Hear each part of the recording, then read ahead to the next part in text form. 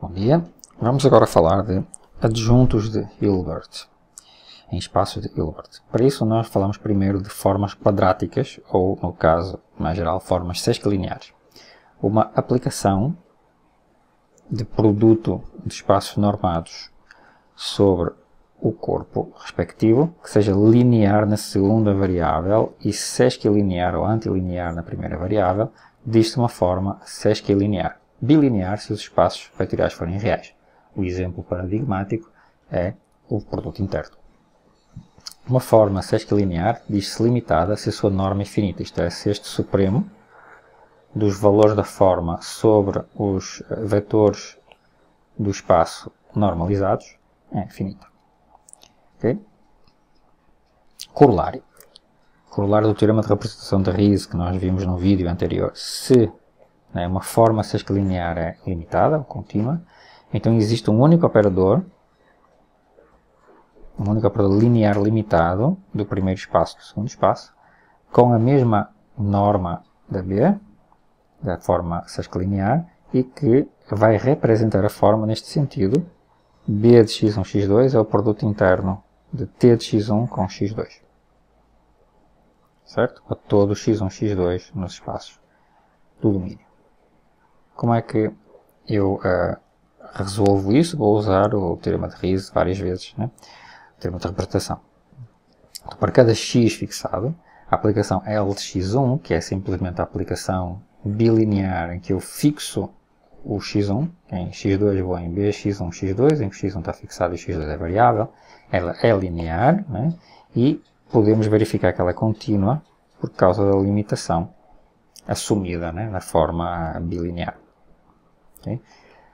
Certo? Então, segue que a norma desta aplicação existe, é dominada por b vezes x1. A norma do b vezes a norma de x1.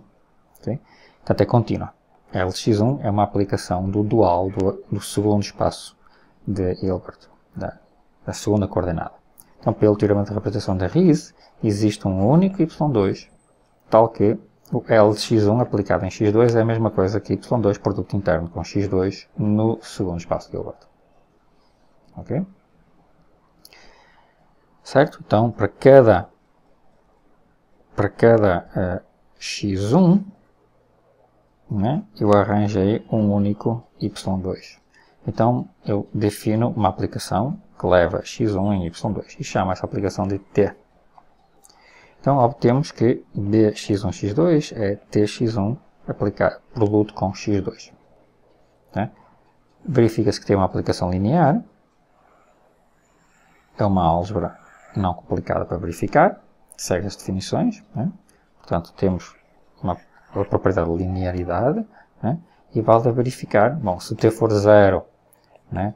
T é 0 se só se o b é 0. Isso é fácil de verificar. E se o b for não nulo, então a norma do t passa a ser o sup da norma de tx1 sobre a norma de x1, para todos os x1s não nulos. Né?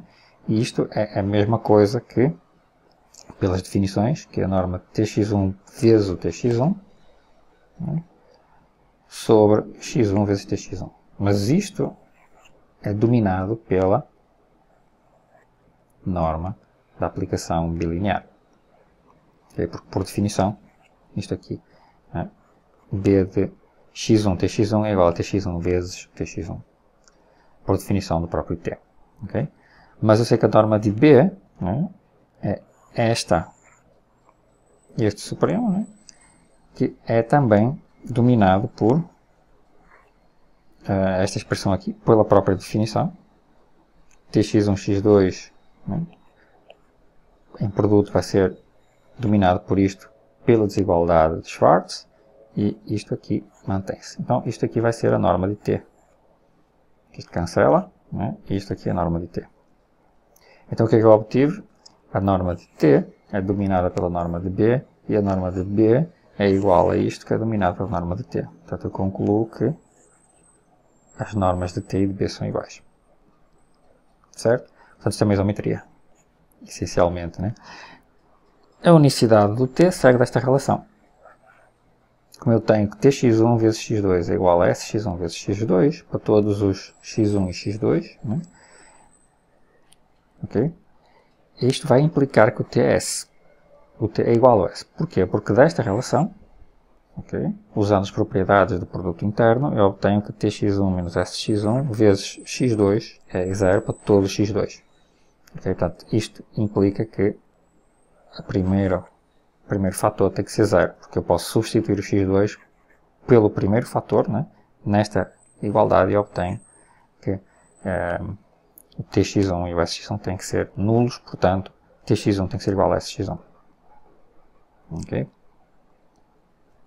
Então, nós podemos representar toda a forma bilinear, né? Qualquer forma bilinear, podemos representar por um certo operador linear limitado em espaço de Hilbert. Exatamente como fazemos em álgebra linear também.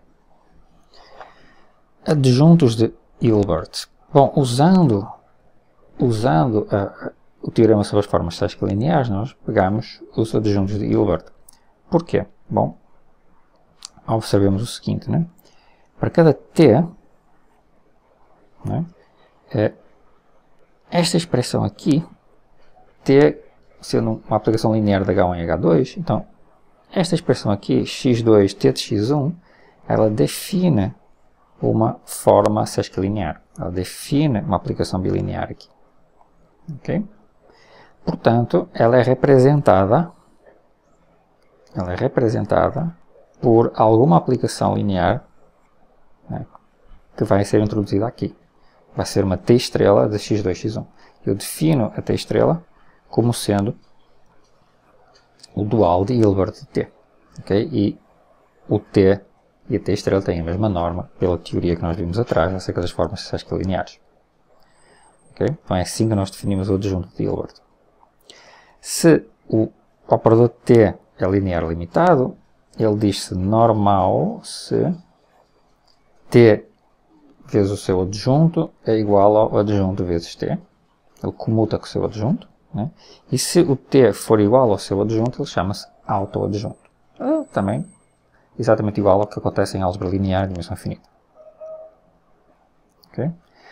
E agora o que é que nós vamos fazer? Nós vamos observar que este adjunto de Hilbert, usando o produto interno, ele coincide, a menos numa certa transformação de coordenadas, ele coincide com o adjunto de Banach, que nós vimos antes, em uma situação um pouco mais abstrata. Okay? Primeiro vamos ver alguns exemplos. Este exemplo trabalha-se em L2 com uma medida, né? É o operador de multiplicação, okay? E ele é um operador linear, né? Ele é contínuo com a norma, que é a norma infinita aqui, e o adjunto de Hilbert é simplesmente multiplicar pela função conjugada. Okay? E automaticamente ele é um operador normal. Ele é autoadjunto se só se φ é uma função real. Tá?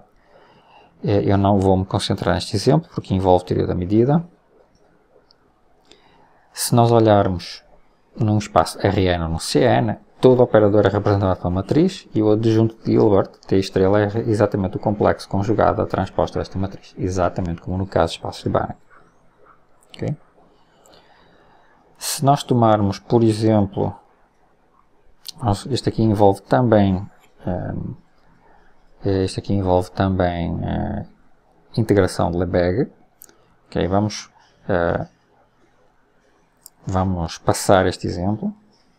Okay.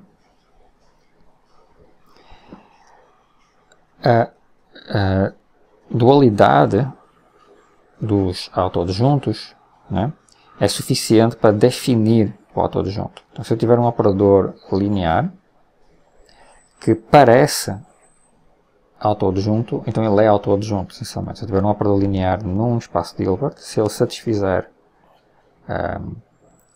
esta relação de autoadjunto, né, então ele automaticamente é limitado e é autoadjunto. Okay? Este operador linear, inicialmente, ele pode nem sequer ser, posso não saber que ele é contínuo, mas esta relação obriga que ele seja contínuo. Okay? E a ideia da prova é observar que para cada x com norma 1, o funcional que é obtido pela primeira expressão aqui, fixado o x e olhando o y como variável, é um funcional linear limitado pelas igualdades Schwarz. Okay? Mas o LXY neste funcional também é igual ao outro lado. Okay? E então o LXY também é dominado pelo T de Y. Okay? Então isso significa que, pelo princípio de limitação uniforme, né, o LX de Y ele é dominado para qualquer X. Pelo princípio de limitação uniforme eu consigo um C, tal que o L de X é menor ou igual que C para todo X. Ou seja, né, uma vez que eu sei que esta norma é uniformemente limitada, eu sei que o quadrado de t de x, que pode ser visto como L de x de t de x, é menor ou igual que C vezes a norma de t de x. Ou seja, a norma de t de x é menor ou igual que C, sempre que a norma de x seja igual a 1. É que eu assumi aqui em cima. Então concluímos que o t é limitado. Okay? Então este t é um operador limitado e portanto ele é autoadjunto, né? Porque isto mostra que o seu adjunto de Hilbert coincide com ele mesmo. Okay? Porque uma vez que ele é limitado eu posso fazer as construções anteriores. Outra importante propriedade de operadores de espaços de Hilbert é o seguinte. Um operador é autoadjunto se e só se t de x vezes x é real. Okay? Mas para isso eu preciso supor que eu estou num espaço de Hilbert complexo. Tá? Mas este resultado pode ser intuído se pensarmos que os operadores autoadjuntos devem ter uma base de autovetores associados a autovalores reais, como acontece na álgebra linear. Para provar este resultado, observem que se o t é autoadjunto, então o complexo conjugado de txx vai ser igual a xtx, porque o produto interno é sesquilinear, né? E como ele é autoadjunto, então isto tem que ser igual a t de x de x. Mas isso significa que eu tenho um número complexo que é igual ao seu conjugado, ou seja, ele é real. Reciprocamente, se t de x, x é real para qualquer x, então t menos o seu adjunto x, x se escreve como t de x, x menos t estrela x, x. Mas isto, né, é a mesma coisa que, observem, isto é a mesma coisa que xt de x, porque isto é real, então isto conjugado aqui fica igual, e o txx é igual a xt de x por ser autoadjunto. Bem, mas isto agora é zero, né? Então eu comecei com isto aqui que dá zero. Portanto, isso implica que t é igual a t estrela. Né? Porquê? Porque eu provei que t menos t estrela xx é zero. E há um lema que diz o seguinte, na espécie de literal complexo, com produto interno, né? Um operador linear onde valha s de x igual a zero, tem que ser o operador de zero, o operador estritamente nulo. Não é? Porquê? Imaginem que eu tenho, para qualquer alfa e x, y no espaço, imaginem que eu tenho que S de alfa x mais y, produto com alfa x mais y, é zero. Para qualquer x, y e qualquer alfa. Então isto é igual a alfa barra sxy mais alfa syx. E se eu substituir agora nesta expressão alfa por 1 e alfa por menos a unidade imaginária, nós obtemos respectivamente, quando eu substituo por 1, obtenho que s de x mais y mais syx igual a zero. Quando eu substituo pela unidade imaginária, obtenho sxy menos syx igual a zero. Então, este sistema de equações tem uma única solução, sxy igual a zero. O que garante que o s é zero, porque isto vale para todo x e y. Isto termina a prova, não, desta propriedade importante em espaços de Hilbert complexos. No caso real, observemos o seguinte. A rotação em R2 com um ângulo reto, né, satisfaz que R de x vezes x está em R para todo x, mas não é um operador linear a todo junto. Por exemplo, peguem estas rotações. Estas são rotações de ângulo reto. Okay? E eles não são a todos juntos. Okay? Aquele resultado não vale O resultado que nós acabamos de ver não vale em espaços vetoriais reais com produto interno, só vale nos complexos.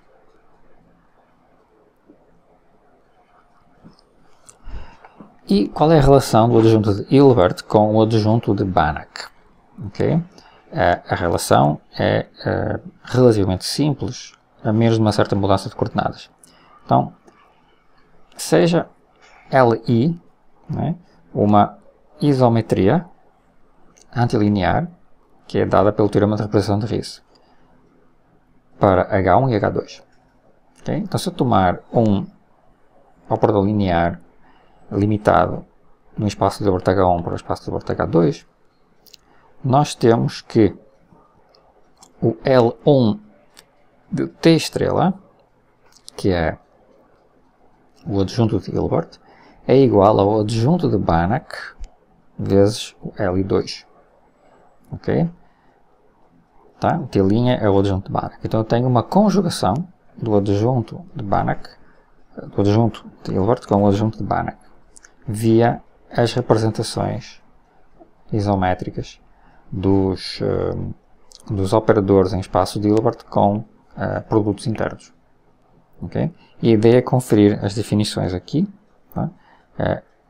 x2 de tx1 é a mesma coisa que lx2 de tx1, por definição da isometria. Isto, por sua vez, é o produto interno de lx2 em tx1, mas de facto não é o produto interno, perdão. Isto aqui, né, é a notação que nós usamos em espaços de Banach. É o lx2 aplicado em tx1. Mas isto é a mesma coisa que o T', o adjunto de Banach, aplicado ao L2x2. Certo? Aplicado em x1. Mas isto é a mesma coisa que L1 invertido, aplicado ao T2 de L2x2. Portanto, eu apliquei o L1 com a sua inversa, fica tudo igual. Vou chamar isto aqui dentro de y1. Então fica L1 de y1, x1. Mas isto, né, é a mesma coisa que o produto interno de y1 vezes o x1. Que por sua vez, o y1, recordemos, é L1 menos 1 de T' L2x2. E portanto, né, esta expressão toda, por causa desta relação, é igual a T estrela de x2 x1, porque, né, nós viemos daqui. Ou seja, como isto vale para qualquer x2 para qualquer x1, concluímos que o T estrela, né, quando eu faço esta relação para todo o x1, significa que este T estrela é igual a esta expressão aqui. Ou seja, o T estrela é igual a L1 menos 1, T' dL2. Ou seja, mais fácil de enxergar de uma forma mais gráfica, o que escrevemos formalmente antes pode ser traduzido da seguinte forma. Dado uma aplicação de H1 em H2, o adjunto de Hilbert de H2 em H1 pode ser visto como o adjunto de Banach, a menos de mudarmos as coordenadas pelas isometrias que levam o H2 no seu dual e o H1 no seu dual, que são estas aplicações aqui. Então, este diagrama comuta, né, relacionando o adjunto de Hilbert com o adjunto de Banach, mostrando que a diferença entre o adjunto de Banach e o adjunto de Hilbert é uma mudança de coordenadas proporcionada pela aplicação sesco linear fornecida pelo teorema de representação de Riesz. Okay? Então os dois são essencialmente iguais. Próximo vídeo será sobre famílias sumáveis e depois nós vamos chegar nas bases ortonormais em espaço de Hilbert.